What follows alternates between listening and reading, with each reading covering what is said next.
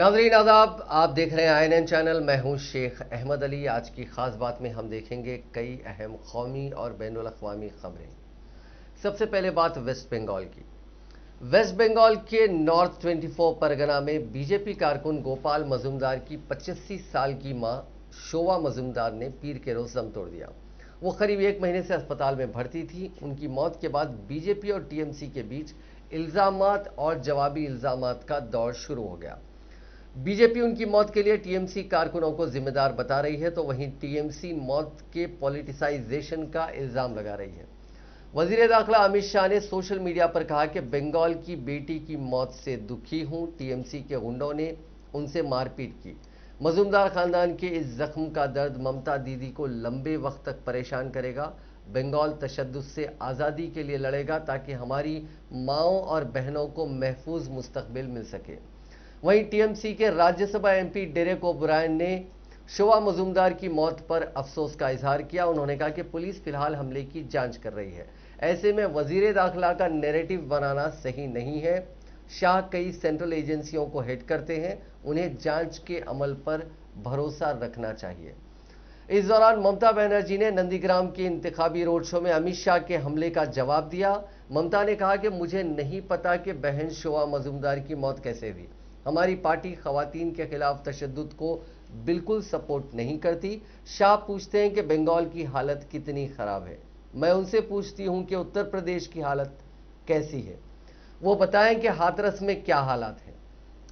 वाज़ेह है कि 28 फरवरी को बीजेपी कारकुन गोपाल मजुमदार की मां शोभा मजुमदार पर 3 लोगों ने हमला किया था। इस हमले में वो बुरी तरह जख्मी हो गई थी। पिछले 1 महीने से उनका इलाज चल रहा था। बीजेपी ने टीएमसी वर्कर्स पर बुजुर्ग खवातीन को पीटने का इल्जाम लगाया था। बाद में बीजेपी ने शोभा मजुमदार की फोटो को ममता के खिलाफ पोस्टर वॉर में भी इस्तेमाल किया था। हमले के बाद शोभा मजुमदार का एक वीडियो भी वायरल हुआ था। वीडियो में उन्होंने अपने दर्द को बयान किया था। उन्होंने कहा था कि मारपीट के बाद वो ना बात कर पा रही हैं और ना ही ठीक से बैठने की हालत में हैं। उन्हें 2 लोगों ने धक्का दिया था। बदमाशों की तादाद 3 से 4 थी। उन्होंने अपने चेहरे ढक रखे थे। वेस्ट बंगाल के वज़ीर आला ममता बनर्जी ने मरकजी वज़ीर दाखिला के जरिए पहले मरहले में हुई सीटों की पोलिंग में 30 में से 26 सीटें जीतने के दावे पर तनकीद करते हुए कहा कि उन्हें 4 सीटों पर भी जीत का दावा कर देना चाहिए। उन्होंने कहा कि बीजेपी बड़ा रसगुल्ला के अलावा कुछ नहीं मिलेगा। ममता बनर्जी से सवाल किया कि अमित शाह आखिर इतने यकीन के साथ कैसे कह सकते हैं, क्या उन्होंने वोटिंग मशीन में झांक कर देखा। उन्होंने कहा कि वो भ्रम फैलाने की कोशिश कर रहे हैं, जबकि बंगाल के अवाम ने उन्हें सबक सिखाने का फैसला कर लिया है। ममता बनर्जी ने कहा कि बंगाल पर कोई भी बाहरी हुकूमत नहीं कर सकता है। ममता बनर्जी ने कहा कि मोदी जमीन लेकर अपने दोस्तों अडानी के हवाले कर रहे हैं। उन्होंने मुल्क के सरमाए को चंद दोस्तों के हाथों सुपुर्द करने की कोशिश की है। वज़ीर आला ने कहा कि 2 मई को रियासत के अवाम बाहरी अनासिर को बाहर का रास्ता दिखाएंगे। बंगाल ने कभी भी बाहरी अनासिर को तस्लीम नहीं किया। ममता बनर्जी ने इलेक्शन कमीशन से अपनी जिम्मेदारी अदा करने की अपील करते हुए कहा कि मरकजी फोर्सेस के जवान खवातीन और ज़ईफ़ों को बीजेपी को वोट करने के लिए कह रहे हैं। उन्होंने कहा कि यह सिलसिला बंद होना चाहिए। ममता बनर्जी ने कहा कि यह उत्तर प्रदेश नहीं है, यह बंगाल है और बंगाल के अवाम अपने कल्चर की हिफाजत के लिए संजीदा हैं।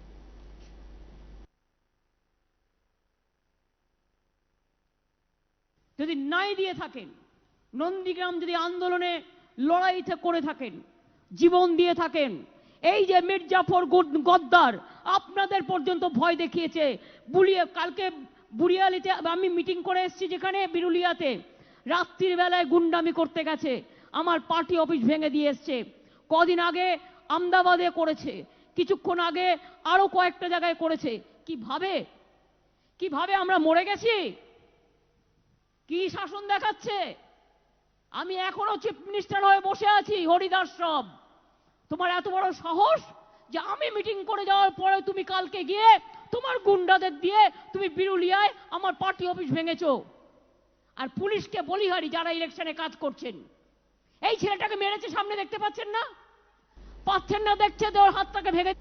उत्तर प्रदेश के शामली में शब बारात की इबादत के दौरान अंदहोनाक हादसा रौनुमा हो गया। इत्तलात के मुताबिक मस्जिद में इबादत कर रहे कुछ बच्चों पर अचानक मस्जिद का पिल्लर गिर पड़ा, जिसकी जद में आकर 2 बच्चे जाम बहक हो गए, जबकि एक संगीन हालत में जख्मी है, जिसे अस्पताल में दाखिल कराया गया, जहां से उसे हायर सेंटर रिफर कर दिया गया। हादसे के बाद मौके पर पहुंची पुलिस ने मामले की जानकारी ली। मौसूला इत्तलात के मुताबिक इतवार की शब इशा की नमाज के बाद शहर कोतवाली इलाके के महल्ले मोमिन नगर में कायम मदीना मस्जिद में शब बारात के मौके पर मुसलमान इबादत कर रहे थे। मस्जिद में महल्ले के काफी लोग भी मौजूद थे। इस दौरान अचानक मस्जिद का एक सुतून गिर पड़ा, जिसकी जद में महल्ले के 3 बच्चे आ गए। हादसे के बाद मौके पर चीखो पुकार मच गई। इस दौरान लोगों ने बच्चों को सुतून के नीचे से निकाला और उन्हें अस्पताल लेकर गए, लेकिन उनमें से 12 साला हारून की मौत वाक़ई हो गई, जबकि समर को संगीन हालत में हायर सेंटर रवाना कर दिया गया। देर रात हादसे की इत्तला मिलते ही मौके पर पुलिस पहुंची और तहकीकात में मसरूफ हो गई।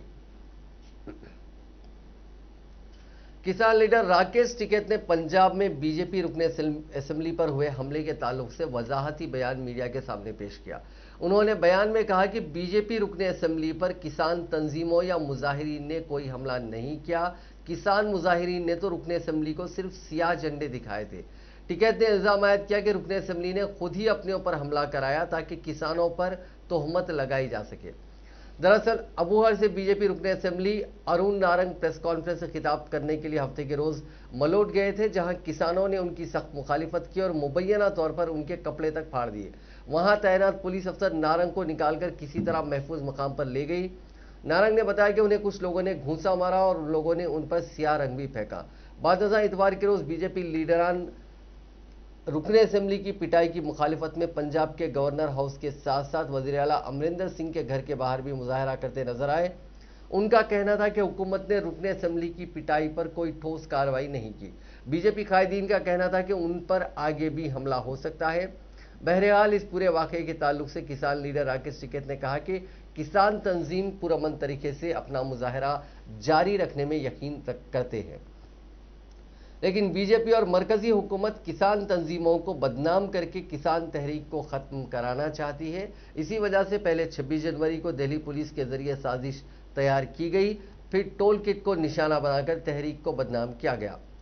राकेश टिकैत ने कहा कि हम लोगों का सिर्फ एक ही हदफ है और वो है तीनों सियाह कवानीन की वापसी के साथ MSP पर कानून। जब तक ये मुतालबात पूरे नहीं होते तब तक किसान दिल्ली बॉर्डर से वापस लौट कर नहीं जाएंगे। तहरीक में शामिल कोई भी किसान तशद्दुद में यकीन नहीं रखता। उनका मानना है कि बीजेपी किसानों को बदनाम करने के लिए मजीद साजिशें तैयार कर सकती है।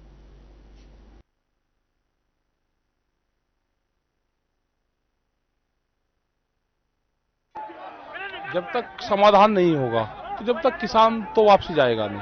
3 कानून है, MSP पर कानून बनना है और बहुत इशू है, तो अभी तो भारत सरकार बातचीत ही नहीं कर रही। जब बात कर लेगी समाधान हो जाएगा। देखो, मारपीट तो नहीं करनी चाहिए, उसमें हमारे लोग उससे हमने बात करी वे तो नहीं थे जो मारपीट और कपड़ा फाड़ने में नहीं थे, वे विरोध करने में तो थे, लेकिन कपड़ा फाड़ने में वे नहीं थे। वे तो इन्हीं के लोग थे कि किसान को बदनाम करा जाए। वो 1-2 लोग उसी विचारधारा के थे। हमारे लोग तो विरोध तो करा, काले झंडे दिखाए, लेकिन जो कपड़े फाड़ने वाला जो है वो तो नहीं था। हमारे लोग नहीं कर सकते। जब तक समाधान नहीं होगा तो जब तक किसान तो वापसी जाएगा नहीं। 3 कानून है, MSP पर कानून बनना है और बहुत इशू है, तो अभी तो भारत सरकार बातचीत ही नहीं कर रही। जब बात कर लेगी। जम्मू कश्मीर के बारामूला जिले के सोपोर इलाके में पीर के रोज दहशतगर्दों ने म्युनिसिपल कॉरपोरेशन के ऑफिस में फायरिंग की। हमले के वक्त ऑफिस में कॉरपोरेटर्स की मीटिंग चल रही थी। गोली लगने से एक कॉरपोरेटर रियाज अहमद की मौके पर ही मौत हो गई। वहीं एक और कॉरपोरेटर शमसुद्दीन जख्मी हो गए। इस हमले में एक पुलिस एहलकार शफाकत अहमद भी जख्मी हुए हैं। उन्हें अस्पताल में भर्ती कराया गया, जहां उनकी भी मौत हो गई।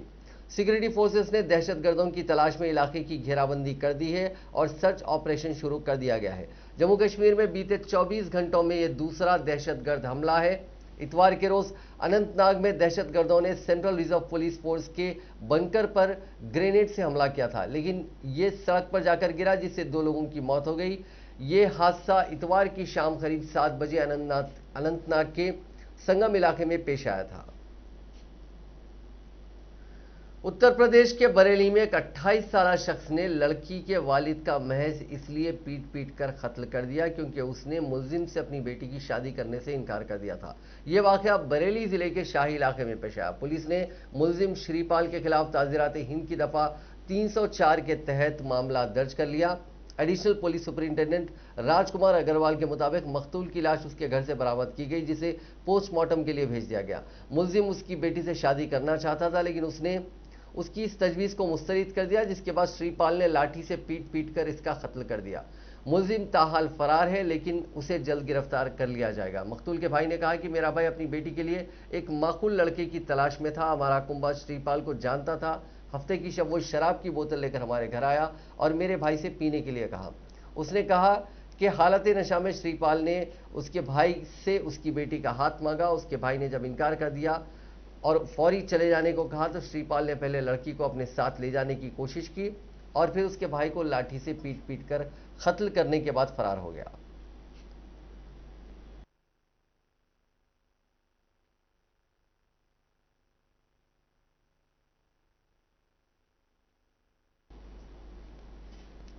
नेशनलिस्ट कांग्रेस पार्टी के सरबराह शरद पवार पेट में दर्द की शिकायत के बाद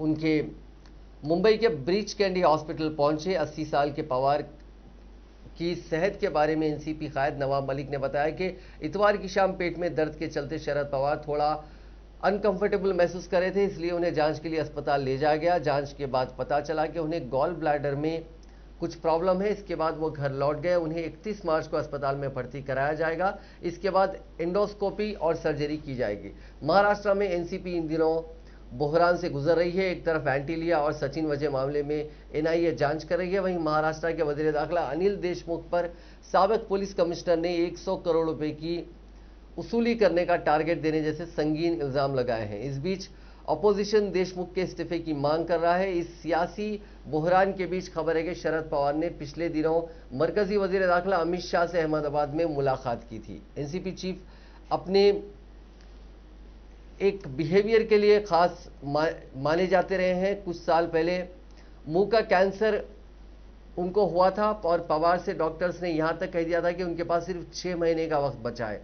हालांकि अपनी मजबूत विल पावर के दम पर उन्होंने कैंसर के खिलाफ लंबी लड़ाई लड़ी और उस पर जीत हासिल की।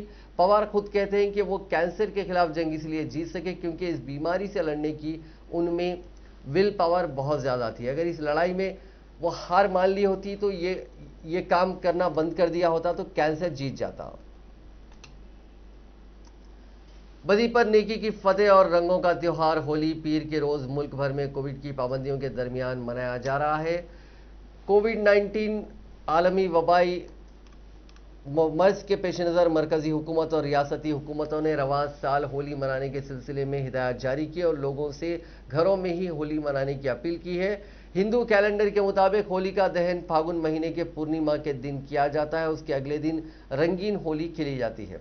रिवायत के मुताबिक हिरण्यकश्यप ने अपनी बहन होलिका को हुक्म दिया था कि वह अपने बेटे और भगवान विष्णु के भक्त प्रहलाद को लेकर आग में बैठ जाए। होलिका को यह एजाज हासिल था कि वह आग में नहीं जलेगी।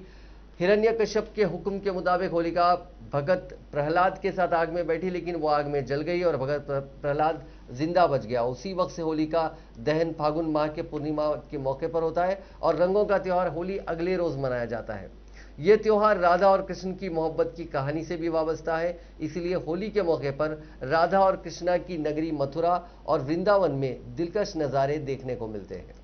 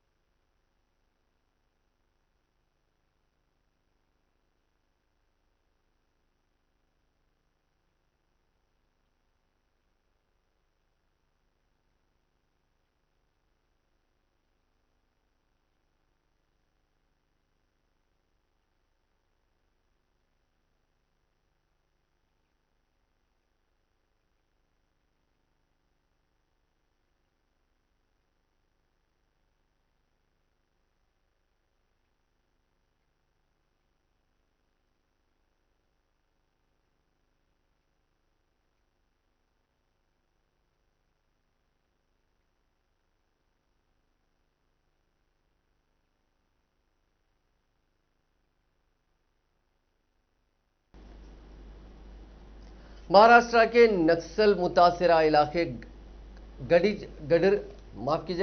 गढ़चिरौली जिले के खोबरा मेड़ा जंगल में C60 कमांडो टीम की नक्सलियों के साथ मुठभेड़ हो गई। इस दौरान जवानों ने 5 नक्सलियों को मार गिराया। मारे गए नक्सलियों में 2 खवातीन और 3 मर्द शामिल हैं।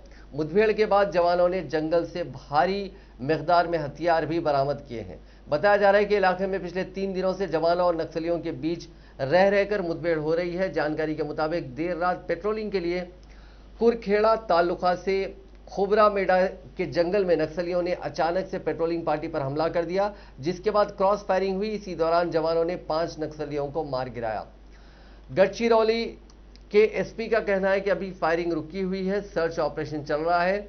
इससे पहले एक ओहदेदार ने कहा था कि हफ्ते को जिला पुलिस ने एक राइफल और 3 प्रेशर कुकर बम जब्त किए थे, जिनका इस्तेमाल नक्सली मुबैना तौर पर सिक्योरिटी फोर्सेस पर हमला करने के मंसूबे के लिए कर रहे थे। गढ़चिरौली पुलिस को इतला मिली थी कि बड़ी तादाद में नक्सली नक्सल वीक मनाने के लिए वहां जुटने वाले हैं, जिसके मद्देनजर उसकी C60 कमांडोज ने हेतलकासा जंगली इलाके में हफ्ते को नक्सली मुखालिफ मुहिम चलाई थी। पुलिस ने कहा कि 60 से 70 नक्सलियों ने C60 कमांडोज पर गोलाबारी शुरू कर दी थी, जिसका सिक्योरिटी फोर्सेस ने जवाब दिया। दोनों तरफ से करीब 1 घंटे तक गोलीबारी चली। इस दौरान नक्सली अपना सामान छोड़कर भाग गए। अब बात कोरोना वायरस की। वैक्सीनेशन शुरू होने के बाद भी दुनिया भर में कोरोना का खतरा बढ़ता जा रहा है। पिछले 24 घंटों के अंदर दुनिया भर में 5,80,000 से ज्यादा नए मरीजों की पहचान हुई। 9,812 लोगों ने जान गंवा दी। ये आंकड़े पिछले 1 हफ्ते से लगातार बढ़ने लगे हैं। इससे पहले हर दिन 4 लाख से कम लोग मुतासिर पाए जा रहे थे। नए मरीजों के बढ़ते रफ्तार को देखते हुए पाकिस्तान समेत 37 मुल्कों में कोरोना की तीसरी और चौथी लहर का डर सताने लगा है। इसमें America, Brazil, UK, France, Germany, Poland, Italy, Ukraine, Spain जैसे मुल्क भी शामिल हैं। इनमें से कई मुल्कों ने कोरोना की दूसरी जबकि कुछ ने तीसरी लहर भी झेल ली है। दुनिया भर में अब तक 12 करोड़ 77 लाख से ज्यादा अफराद कोरोना से मुतासिर हो चुके हैं। इनमें 10 करोड़ 29 लाख लोग ठीक हो चुके हैं, जबकि 27 लाख 95 हजार मरीजों की मौत हुई है।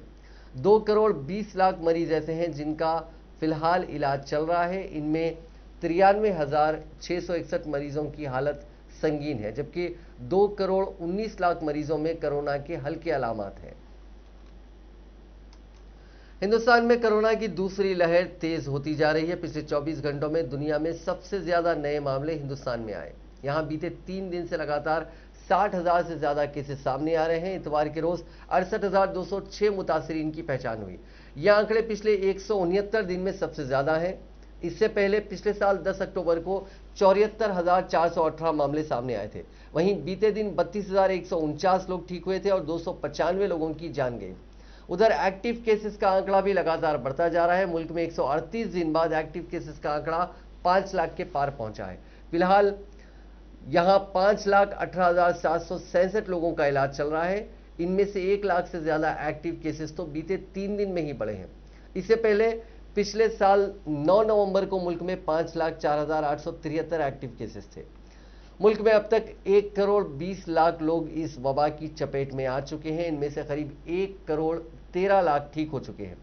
1,61,000 मरीजों ने जान गंवाई है। अभी 5,18,000 से ज्यादा मरीजों का इलाज चल रहा है।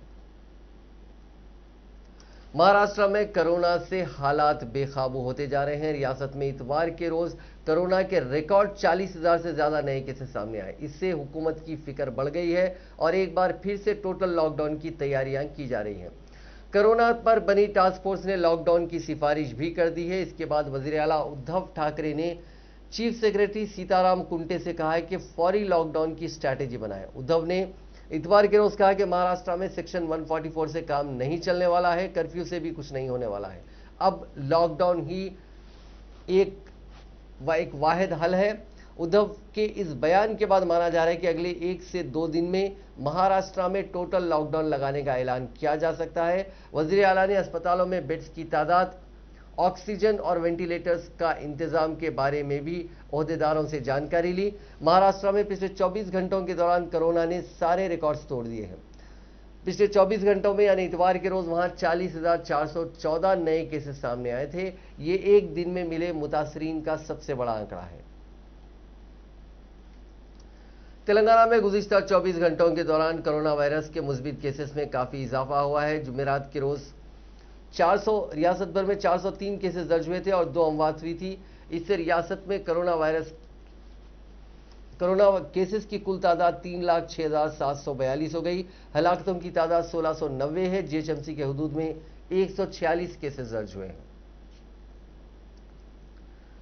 अब इंडिया इंग्लैंड मैच की टीम इंडिया ने इतवार के रोज इंग्लैंड को तीसरे वनडे में 7 रनों से हराकर फैंस को होली गिफ्ट दिया। इसी के साथ टीम इंडिया ने पुणे में खेली गई 3 वनडे की सीरीज 2-1 से जीत ली। टीम इंडिया ने फरवरी में दौरे पर आई मेहमान टीम को 52 दिन में क्रिकेट के तीनों फॉर्मेट में शिकस्त दी। 5 फरवरी से खेली गई 4 टेस्ट की सीरीज में 3-1 और फिर 5 T20 की सीरीज में 3-2 से हराया था। आखिरी फैसला कुन वनडे में टॉस हारकर पहले बल्लेबाजी करते हुए टीम इंडिया 48.2 ओवर्स में 329 रन के स्कोर पर ऑल आउट हुई। जवाब में इंग्लिश टीम 9 विकेट गंवाकर 322 रन ही बना सकी। इंग्लैंड के लिए सैम करन ने 83 बॉल पर नॉट आउट 95 रन की पारी खेली। डेविड मलान ने 50 बॉल पर 50 रन बनाए। सैम करन की यह वनडे में पहली 50 रही। अफगानिस्तान के जुनूबी सूबे हिलमंद में एक सिक्योरिटी चौकी पर कार बम धमाके में 2 फौजी जवानों की मौत हो गई और 4 दीगर जख्मी हो गए। जराये ने बताया कि वाकया इतवार की रात सूबे के महाजिर बाजार इलाके में वाक़े अब्दुल गनी सिक्योरिटी चौकी पर पेश आया।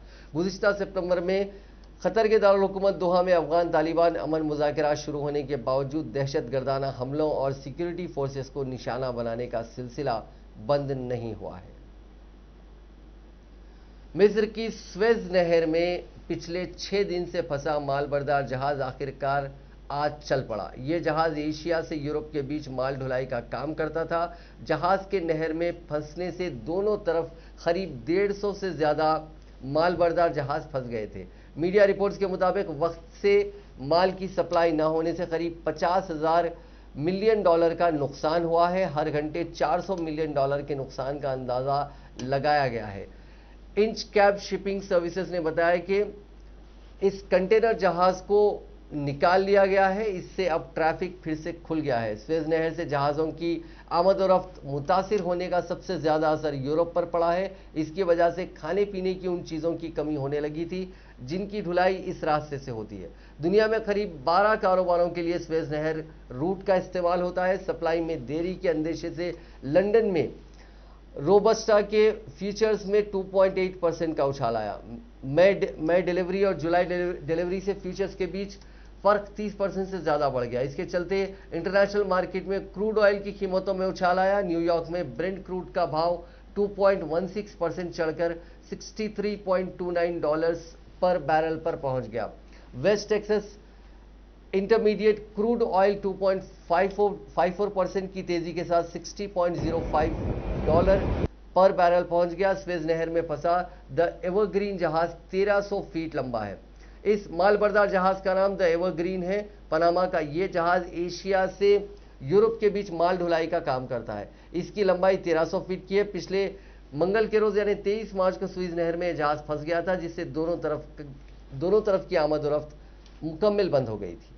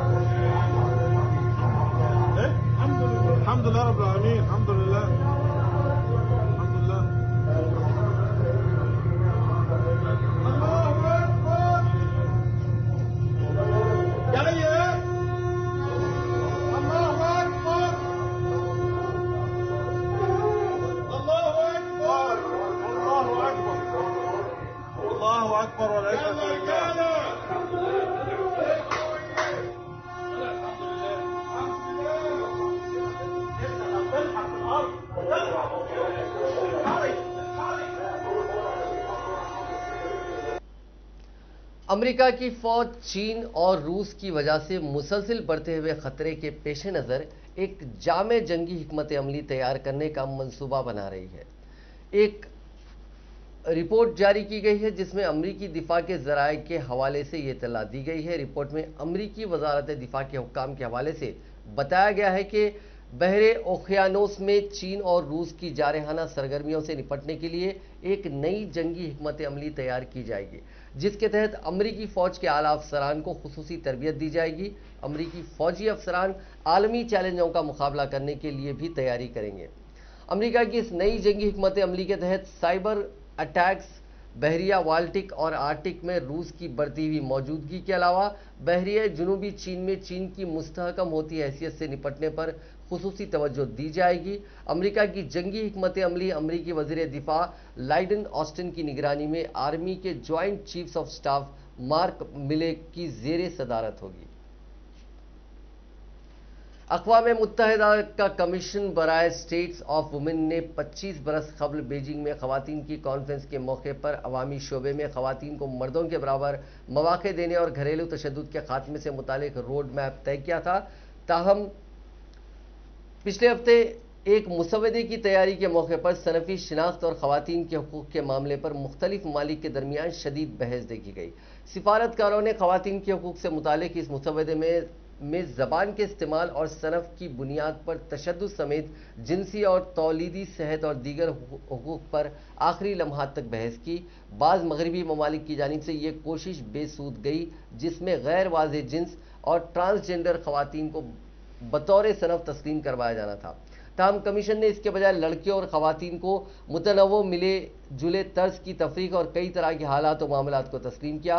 यूरोपियन यूनियन ने कहा कि वो कमीशन के इस 23 सफ़ाती दस्तावेज़ में मज़ीद पुरअज़्म ज़बान की ख्वाहिशमंद है। यूरोपीय यूनियन ने कहा कि बाज़ ममालिक के वफूद की जानिब से सनफ़ी मसावात से मुतालिक बहस को जानबूझकर पटरी से उतारने की कोशिश की गई ताकि जिन्स की बुनियाद पर इम्तियाज़ के खात्मे से मुतालिक बैनुल अक़वामी ज़वाबित और ज़िम्मेदारियाँ वाज़ेह ना हो सकें। Director of advocacy and policy for international women health coalition ने कहा कि रवां बरस रूस की पूरी कोशिश है कि किसी तरह ख़वातीन और लड़कियों के हकूक़ से मुतालिक दस्तावेज़ में ज़बान से मुतालिक एतराज़ात उठाए जाएँ। उन्होंने कहा कि इस मामले में वेटिकन भी ऐसी ही पोजीशन का साथ देता रहा है, जबकि सऊदी अरेबिया, बहरीन और क्यूबन भी अक्सर कई मामलात में इख्तलाफ करते रहे।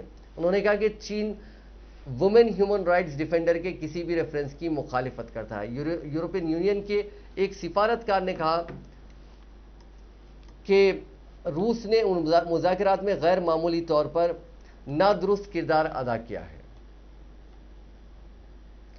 दुनिया की ताकतवर तरीन फौज अमेरिका की नहीं बल्कि चीन की है। इस बात की तस्दीक असरी तहकीक से मुताल्लिक़ खुसूसी वेबसाइट मिलिट्री डायरेक्ट ने अपनी नई रिपोर्ट में की है। रिपोर्ट में मज़कूर दुनिया की 10 बड़ी फौजों में एक का ताल्लुक अरब ममालिक से है। ये सऊदी अरब की फौज है जिसका फेरिस में 6ठा नंबर है। इब्तदाई 5 अफवाज की दर्जाबंदी में चीन, अमेरिका, रूस, हिंदुस्तान और फ्रांस शामिल है। सऊदी अरब के बाद अगली 4 पोजीशनों पर जनूबी कोरिया, जापान, बरतानिया और जर्मनी है। वेबसाइट के हालिया जायजे में मुख्तलिफ अवामिल को बुनियाद बनाया गया। उनमें फौजी बजट, तनख्वाहों और अस्करी एहलकारों की तादाद के अलावा फ़िज़ाई, बहरी, बर्री और जोहरी अफवाज का हजम शामिल है। ताकतवर तरीन अफवाज की फहरिस्त में चीन 100 में से 82 पॉइंट्स के साथ पहले नंबर पर है। दूसरे नंबर पर अमेरिका है जिसके 74 पॉइंट्स है। रिपोर्ट के मुताबिक बहरी जंग में चीन को, फिजाई जंग में अमेरिका को और ज़मीनी जंग में रूस को बरतरी हासिल है। फौजी बजट के लिहाज से अमेरिका इब्तदाई ममालिक की फहरिस्त में पहली पोजीशन पर है। इसका सालाना फौजी बजट $732 अरब है जो दुनिया में सबसे ज़्यादा है। इसके बाद चीन का फौजी बजट $261 अरब है। नाज़रीन, आज की खास बात में बस इतना ही। आपसे कल मुलाकात होगी नई खबरों के साथ, नए एनालिसिस के साथ। फिलहाल दीजिए इजाज़त। खुदा हाफिज़।